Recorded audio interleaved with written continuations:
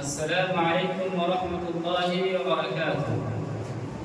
الحمد لله والصلاة والسلام على رسول الله وبعد.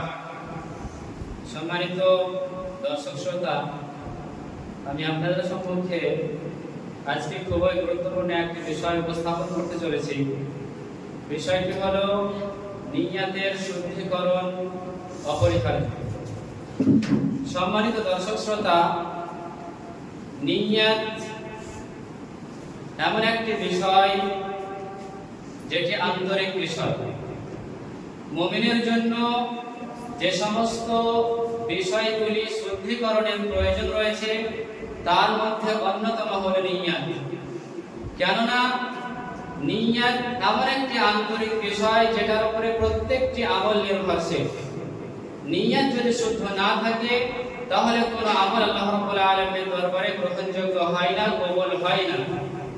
চাই সেটা আন্তরিক আমল হোক, মৌখিক আমল হোক, অথবা শারীরিক আমল হোক, অথবা আরো অন্যান্য আমল হোক না কেন, নিয়তের শুদ্ধিকরণ ব্যতীত কোনো ইবাদত, কোনো আমল আল্লাহ রাব্বুল আলামিনের দরবারে গ্রহণযোগ্য হয় না।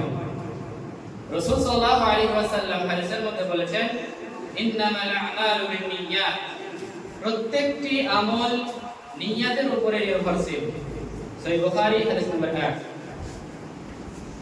অতএব এই হাদিস থেকে আমাদের নিকট স্পষ্ট যে নিয়তের উপরে যেহেতু প্রত্যেকটি আমল নির্ভরশীল, অতএব নিয়ত আমাদেরকে শুদ্ধ করতে হবে। নিয়ত যদি আমরা শুদ্ধ না করি তাহলে আমাদের আমল, আমাদের ইবাদত আল্লাহ রাব্বুল আলামিনের দরবারে গ্রহণযোগ্য হবে না।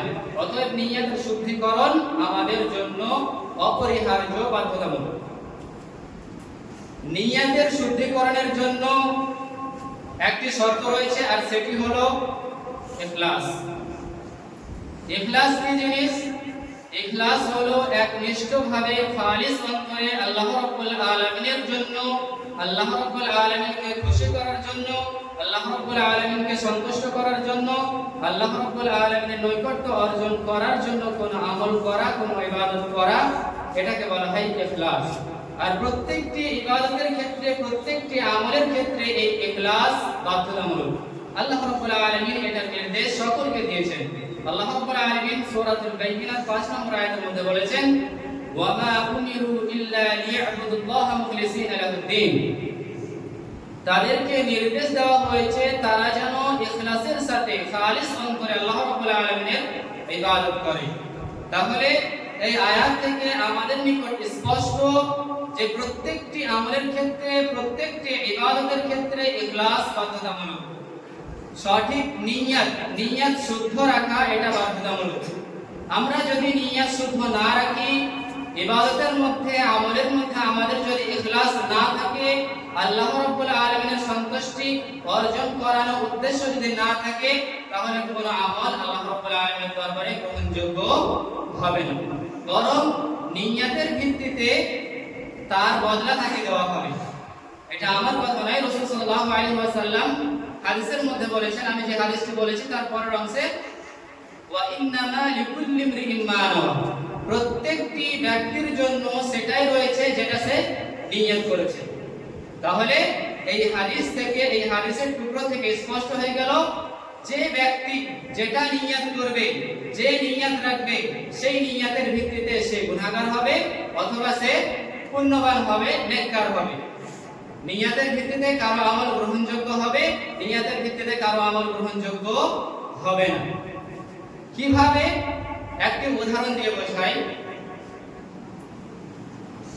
যেমন দুইজন ব্যক্তি মসজিদে গেল, কিসের জন্য? নামাজ আদায় করার জন্য। তার মধ্যে একজনের উদ্দেশ্য হচ্ছে সে এই নিয়তে এসেছে মসজিদে নামাজ আদায় করার জন্য যে মানুষ তাকে সৎ ব্যক্তি মনে করবে, মানুষ তার সুনাম করবে, মানুষের নিকট তার খ্যাতি হবে। এই উদ্দেশ্য নিয়ে, এই আশা নিয়ে ওই ব্যক্তি মসজিদে নামাজ পড়তে এসেছে।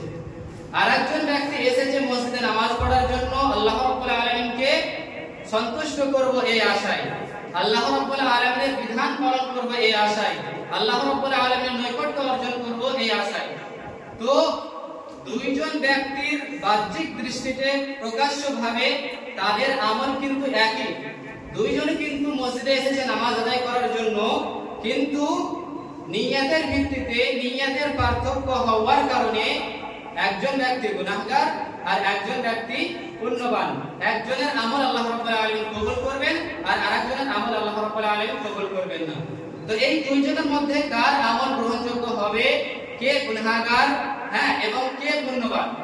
তো যে ব্যক্তি আল্লাহ রাব্বুল আলামিনকে সন্তুষ্ট করার জন্য, আল্লাহ রাব্বুল আলামিনের নৈকট্য অর্জন করার জন্য নামাজ আদায় করেছে, তার সেই নামাজটি গ্রহণযোগ্য হবে, আল্লাহ রাব্বুল আলামিন কবুল করবেন এবং ওই ব্যক্তি পুণ্যবান ব্যক্তি। কিন্তু যে ব্যক্তি মানুষের নিকট খ্যাতি অর্জন করার জন্য, মানুষের নিকট সুনাম অর্জন করার জন্য নামাজ আদায় করেছে, যদিও এটি নেক আমল, কিন্তু ওই ব্যক্তি সওয়াবের অধিকারী হবে না, বরং ওই ব্যক্তি গুনাহগার হবে। কেন? নিয়তের মধ্যে পার্থক্য হওয়ার কারণে।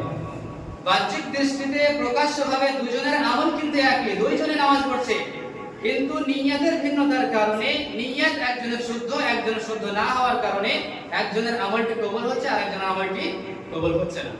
অতএব আমরা এইটুকু আলোচনা থেকে এটা বুঝতে পারছি বা আমাদের নিকট স্পষ্ট হলো যে নিয়তের শুদ্ধিকরণ, নিয়ত শুদ্ধ রাখা প্রত্যেকটি আমলের ক্ষেত্রে, প্রত্যেকটি ইবাদতের ক্ষেত্রে এটি প্রত্যেক মুসলমানের জন্য বাধ্যতামূলক, অপরিহার্য।